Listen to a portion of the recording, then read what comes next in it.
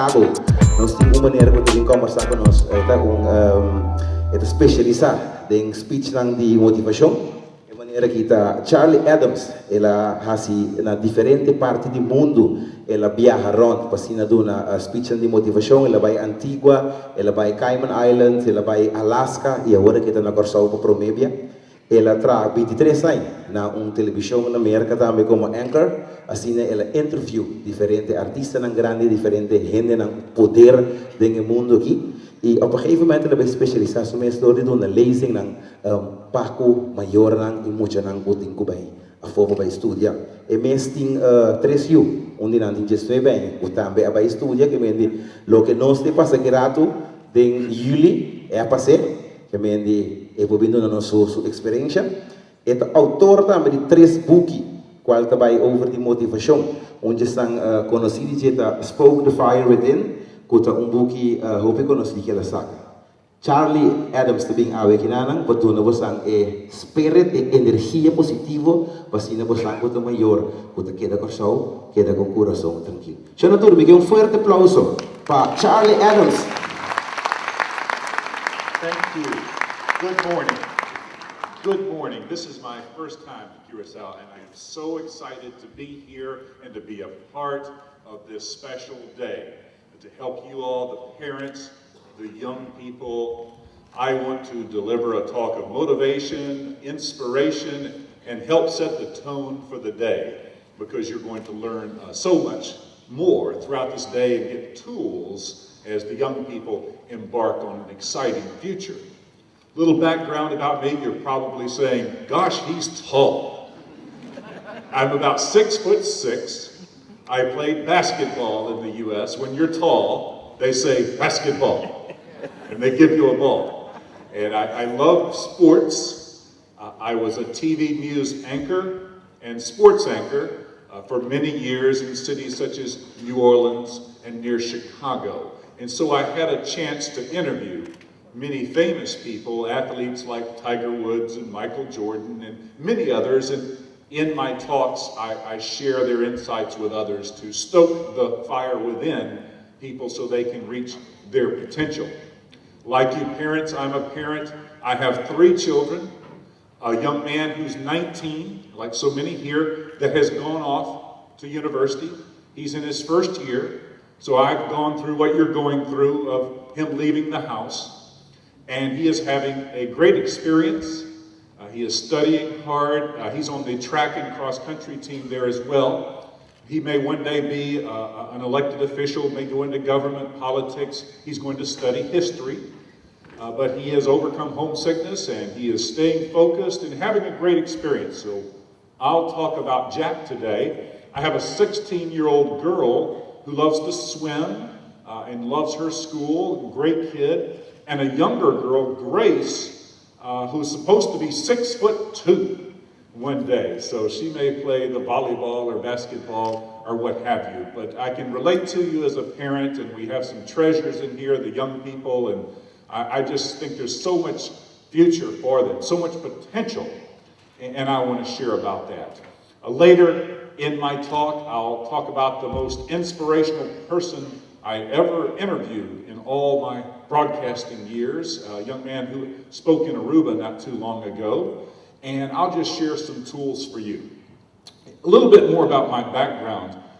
When I was your age, young people, I went off and I found my passion. I used to love sports, I still do, but I walked by a building that said tryouts for student TV news, weather, and sports on the local television station at the university, at the school. Well, never did I think I'd ever get up and speak in front of an audience like you or be on live television. I was very shy growing up. But yet, I got the courage to go up there and try out to do the student TV sports. And they put me in front of a camera. And this was just taping. And they said, go ahead and read this copy they gave me. I was so nervous, I couldn't swallow. I looked at the camera and just stared. And they said, go ahead. And I went, This went on for 30 seconds. Finally, I muttered something. I'm from the deep south in the United States, and I used to talk like this. And I said, well, the ball game is coming up. I was terrible. But I tried. And they called and they said, you get to come back and be the sports anchor Monday and Thursday nights. And I go, oh my. Well, that opened a door. And I just worked really hard. I sought help from those who know how to do that kind of thing and just went after it and was able to work at a television station in Memphis, Tennessee, California, and eventually near Chicago because I found my passion. Young people, all of you have gifts. All of you have special gifts. And it's just a matter of finding it and developing it and coming back and sharing it with others as you go off on these studies. And so I had this career where I was able to interview all these famous people, travel all over the world to places like Alaska and Ireland, and now I also host group travel trips around the world. And that would not have happened if at age 19, 20, I hadn't had the courage to go up there and try. There's so many doors that can open for you out there. And as you start on this time, it's so exciting. You know, one of the things I want to talk about today is goal setting. Setting goals as you go off. It's important for all of us to have goals. You know, I turned 50 in 4 months, and one of my goals is to be in the best shape of my life at age 50. So I've been working out really hard. Here, you want to see my muscle? But it's important whether your folks are 48 or 60 or 20 or you're 20 to have goals. And young people, one of the people I interviewed some years ago, he was about 13, and he had a goal of being a good wrestler at his school. You know, wrestle, but he was not very strong. He was not very good, and he usually got pinned within 20 seconds of his match starting. So he was also legally blind, so it was hard for him to see his opponent. So he would go out there, his opponent would put him on the mat, hold him down, and pin him. Match would be over. Well, he went home and set goals. And you would think his goal would be to be the best, and those are fine goals. But when you set your goals as you go off, remember this young man named Nick. His first goal was to make it 30 seconds before getting pinned. His next goal was to make it a minute before losing his match because he wasn't very good. And he kept working hard, and he started reaching his goals of going over 30 seconds before getting pinned. He lost all his matches his first year. But then the next year he started getting those goals and winning matches and ended up being a very good wrestler because he set goals and reached them. And all of the famous people I've had a chance to interview are goal driven. You know, write your goals down. Put them up where you can see them every day. Put a picture. Write down the list. The great golfer Tiger Woods, I interviewed him once. When he was your age, he had lists of goals right by his bed. He'd look at them every day. And so that's important to set those goals. The other thing I want to talk about is being focused. As you go off to Holland, say, okay, I'm leaving. I'm going to set this goal. I'm going to get it accomplished. There's a term I've heard before, take dead aim. Take dead aim. Say, I will get this done. There might be difficulties. I might get homesick, what have you, but I will reach my goal. I have a fire within. One coach used to say, lock your jaw. Get ready. Get support from others and take that focus. I was in Alaska one time. This is funny. I spoke in Cayman where it was 90 degrees. The next week I went to Alaska, it was 40 below. My gosh. I stood inside the airport with my suitcase, And I had to go outside to the van that was going to drive me to the hotel, and I was afraid to go outside. I went outside in that 40 below zero, and I went, ooh! But I went there, and while I was there, I learned about focus. In Alaska, they have a sports team at their college, their university, that is the rifle team. And their goal is to be the best they can be. Now, in rifle, basically the team, they all compete, and they shoot at a target, and they try to hit that bullseye right in the middle. And there are very good teams. But Alaska, their athletes, their young people, 18, 19, 20, 21, are so focused that they learn to be as still as possible when they hold their rifle. And as they get to be 20, 21, 22, they get to where they can pull the trigger in between heartbeats. They're that focused. And that's like you, as you go from 19, 20, 21, is each year getting a little more focused, finding your fire, your passion, and going after it. Going after it. I interviewed a man named Pat Riley once, who has put together the Miami Heat basketball team with LeBron and D-Wade and Chris Bosh. And Pat Riley told me, he said, Charlie, excellence is the gradual result of always striving to be better. Excellence is the gradual result of always striving to be better.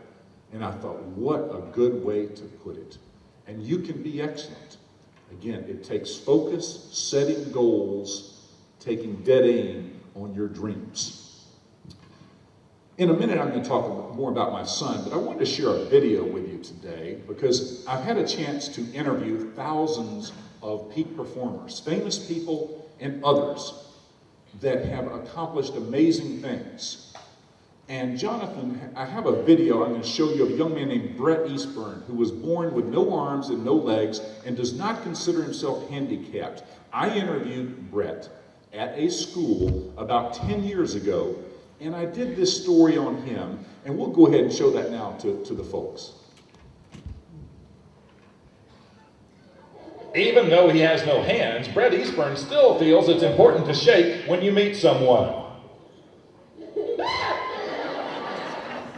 Brett Eastburn built a positive attitude when he was a little kid, and he has kept the darn thing his entire life. I believe that you're handicapped only if you choose to be. I believe it's all up here.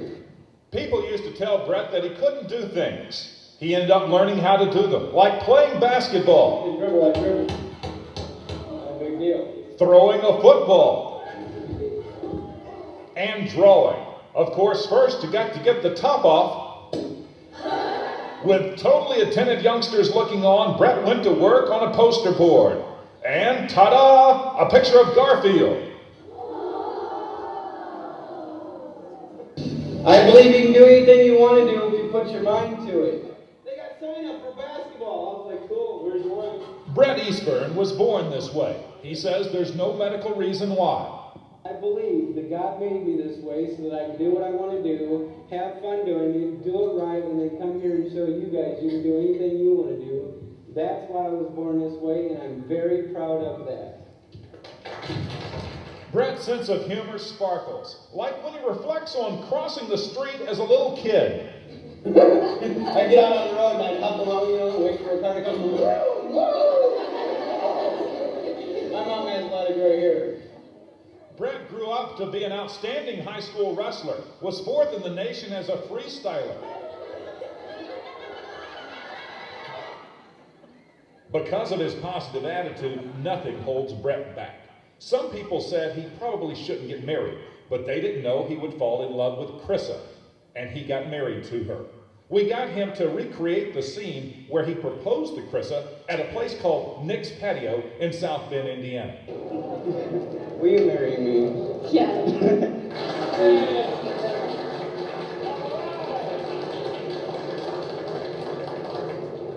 Well, the reason why I want to spend the rest of my life with him is his love of life.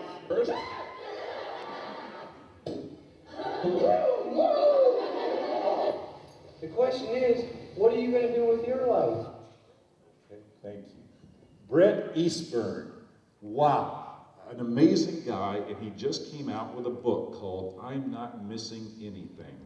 And a phenomenal book about a guy that has just set his goals and stayed focused on what he could do and not on what he couldn't do.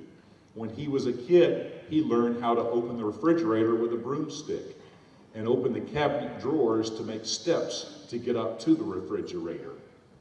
So if he can do what he can do, think what you can do as healthy as you are. Brett, that was 10 years ago. I just saw him the other day. He still has a great attitude.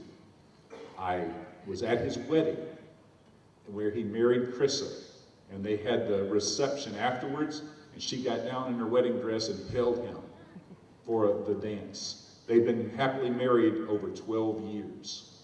And you parents, when you've had young man come to date your daughter, first time he went to her house for a date, the dad didn't know about Brett and looked at him, and Brett said, "Don't worry, sir, I won't lay a hand on your daughter."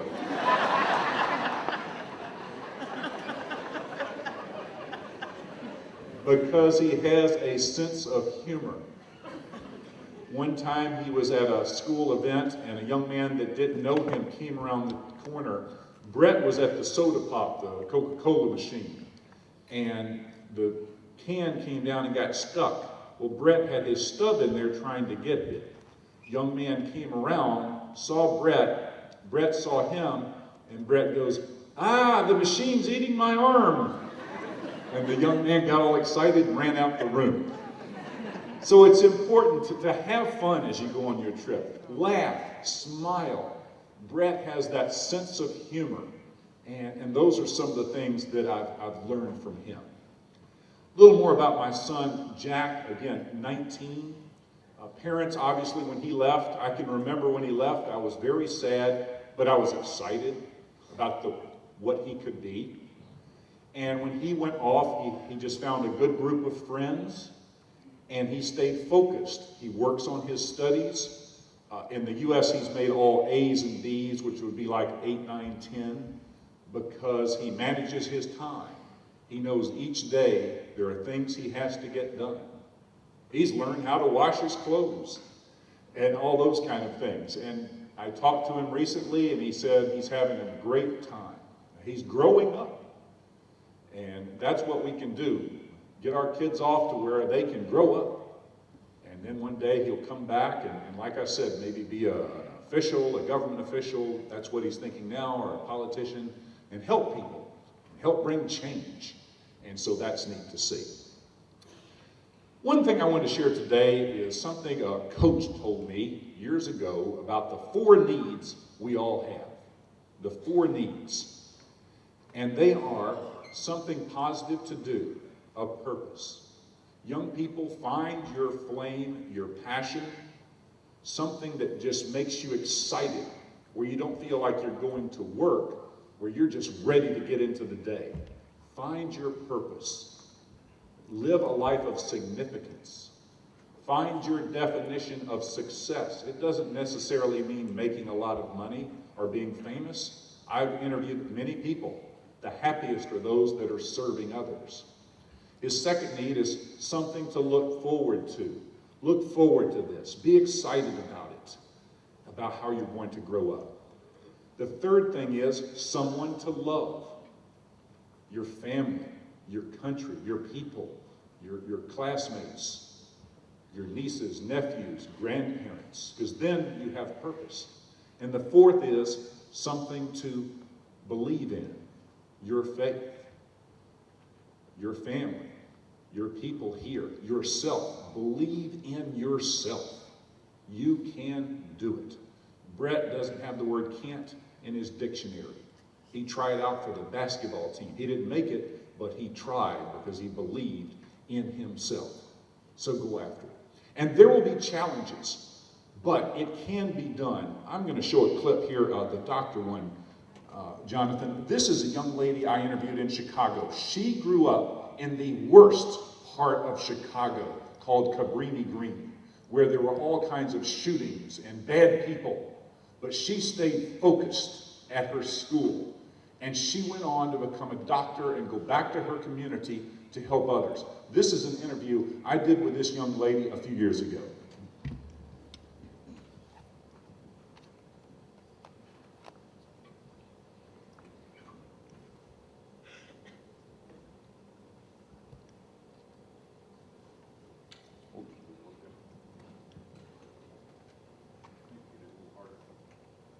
We'll try it again.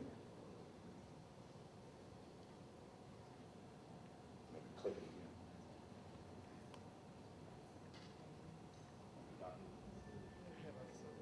Okay, it's not opening. That's okay. We'll play that later.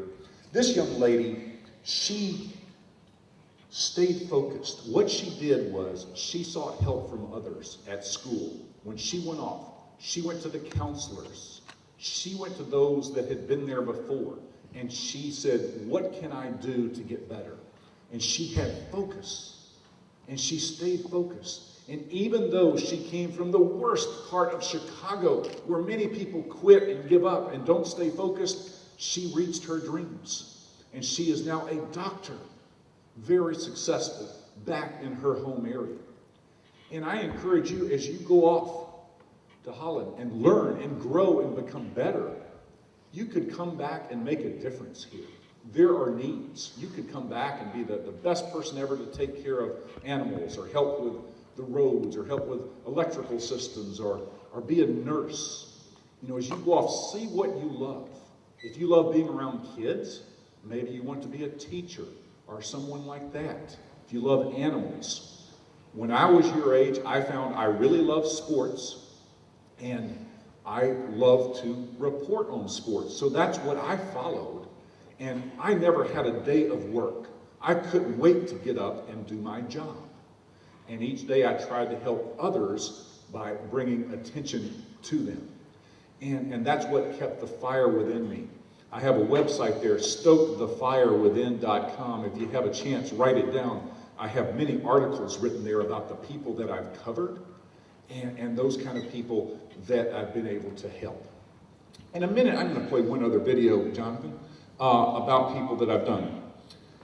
One thing I really do want to encourage you, though, as you go along, is to seek help from others. I think sometimes young people have challenges and well, what do I do?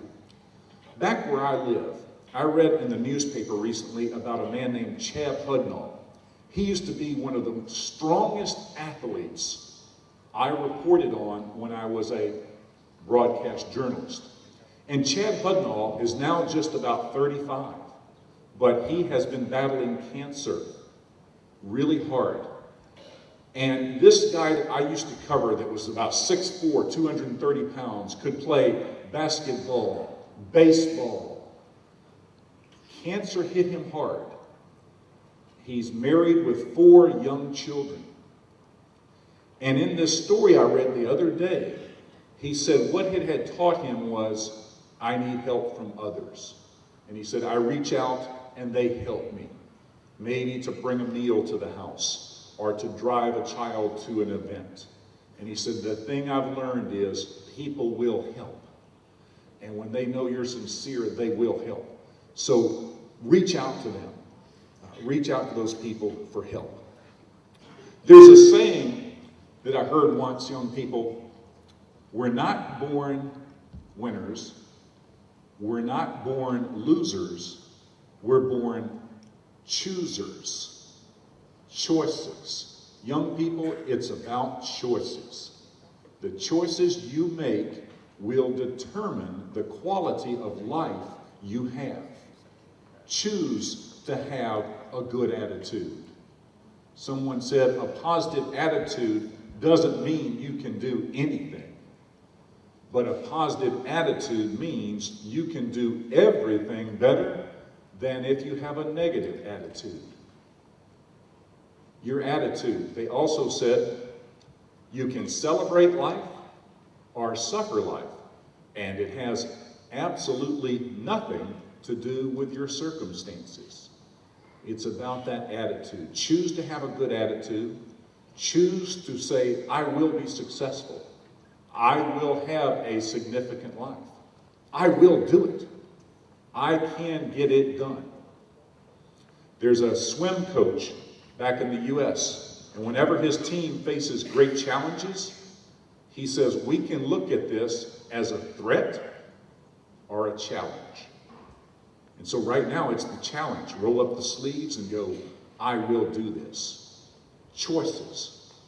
I have reported on talented people, especially athletes with 6'9" bodies, 270 pounds, that made poor choices of drugs or abuse of alcohol and ended everything. One bad choice. It's about making good choices every day and having a strong foundation of who you are and what you stand for, and standing up every day and having that dream, that vision of going and helping others. Choose to work hard. And all the people I've interviewed, those that have accomplished things, work hard. There's great dignity in work hard. Put your effort in. Always try to get better.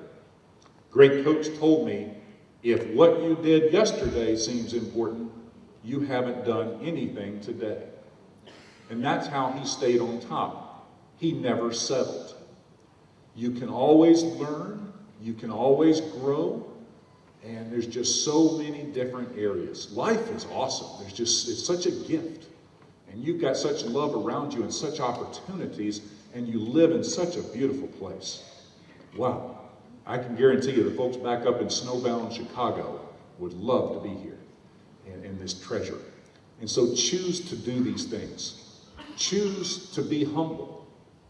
All the great people I've covered stayed humble. I've interviewed all these famous people. The ones I remember the most were the ones that were nice to me, that did not act like they were better than me, that were humble and gracious and respectful. These are things that I have seen in others that achieve success, and that is important for you to know. Success leaves footprints. Put yourself around other young people who work hard. My son is off at university, and he is around young people that study hard, that make good choices. They might go out to a movie on a Friday night and then come back and do something good. They work hard. They'll go for a run together. So he's made the choice to be around good people, because some people can bring you down and end your dreams. Keep that fire. Keep that fire. In a minute, I'm going to open it up for questions, and I may play one other video. Can you bring it up there? This is a fun video I wanted to bring for you in just a minute. It's going to be Donkey Racing 1. I wanted to end with a little humor. When I was a TV anchor, I got asked to do all kinds of things. And one of them was to race donkeys. Race donkeys. This was for charity, to raise money. And they would put about 5 of us in a donkey race, and we would ride that donkey out and then turn and try to get there first. Well, these donkeys did not want us on them, and they would move and cause us to fall off. I'm 6'6" on a little donkey. And so I want to show you something funny. This is me 3 years in a row of racing donkeys. If you can find it, go ahead and Donkey Racing 1, and we'll do that one. We'll give it a shot if it works.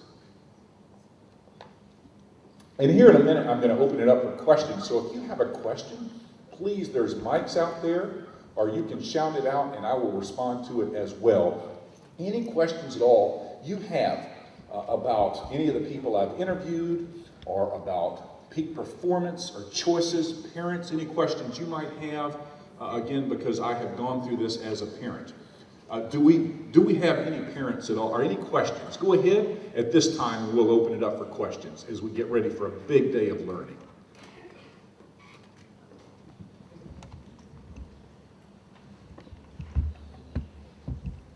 What questions do you have? The first is always the toughest. Yes, sir. Okay.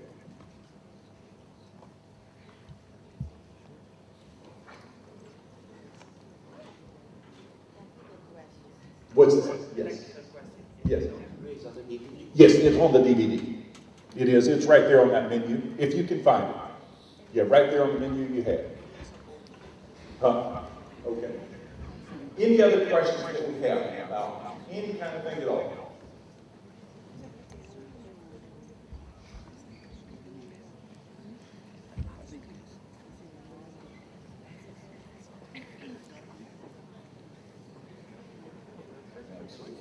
That's all right. If you can't find it, that's okay. It was right there near Brett on the DVD. Oh, there it is. Okay. Does it want open though? Here it is. Yay. All right, here is the infamous donkey racing. There I am. Back we go. I'm in last place.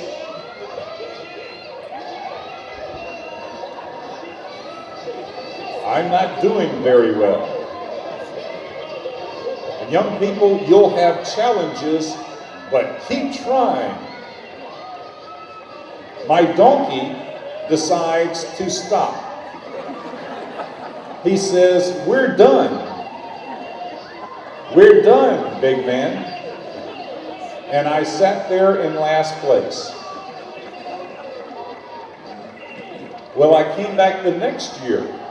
Watch the fellow in the big cowboy hat on the left. I still have the light blue vest on. Notice how long I'm at the start line. I'm going backwards. Donkey racing. If I can do this, you can do anything. I'm going backwards. The idea is to get to the start line and go forward. But I continue to go backwards. And I am exhausted. We move forward. I'm about to pass out. I'm in last place.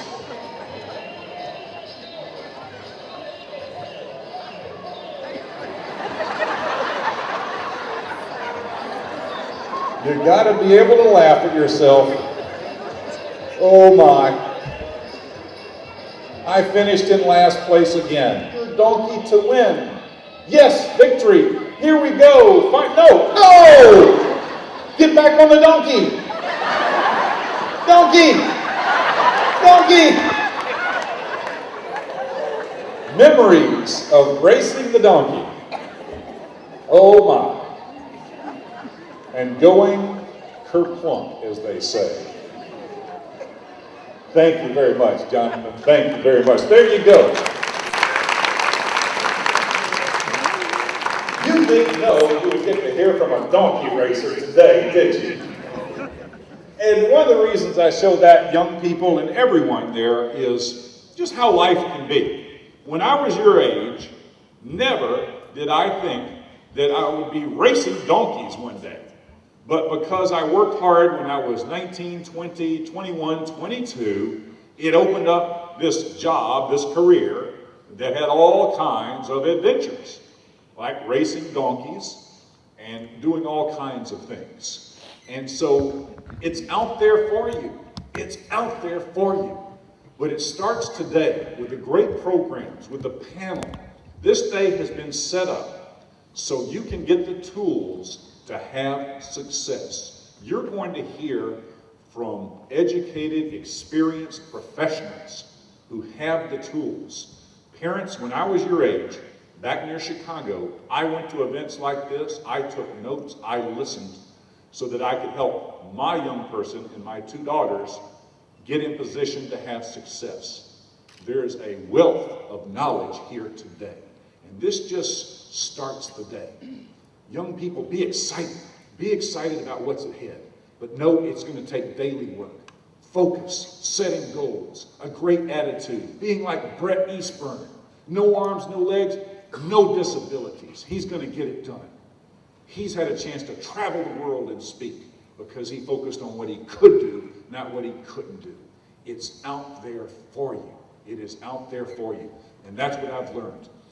To stoke the fire within, that's what I call what I do, because the thing I learned of all the thousands of people I've interviewed is the ones that achieve significance have that fire within.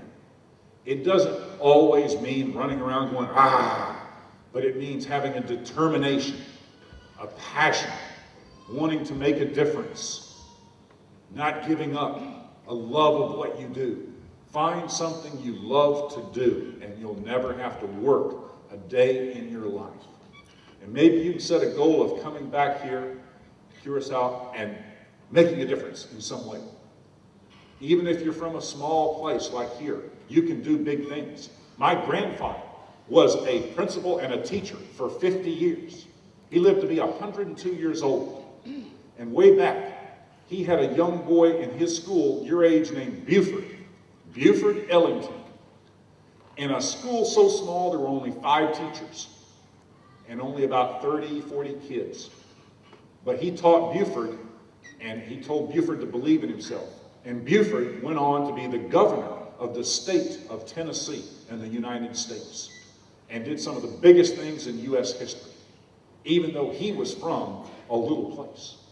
He dreamed big, set big goals. You can do it. You are significant. I'm fired up about today. I really, really am. Finally, before we get on to the next things, are there any other questions? Anybody want to ask me about donkey racing? Would you like to race donkeys with me? I just wanted to make sure if there was anything I could add or anything that I did not address that you'd like me to, I'd be glad to. All right. Well, I sure appreciate being here. As mentioned, there's the website if you write that down. I also do different kind of talks if you'd like to reach me afterwards. I'm on Facebook and all those kind of things, aren't we all nowadays? And I just love speaking to young people. Parents, I connect with you. Thank you for all you've done. Young people, why don't we take a second? Why don't you just turn to your parents, to the loved ones that are taking care for you, and would you just tell them thank you? How about a round of applause for all the adults in here? They sacrificed a lot for you. And one of the main things is honor your mother and father, and they are to be honored and respected and appreciated. Well, thank you very much. I'm so glad we have started this day. Carla, everyone has a big day. I'll be around. I look forward to seeing you and meeting you. And right now, I'm going to throw it back to Reginald as we continue a big day. Thank you.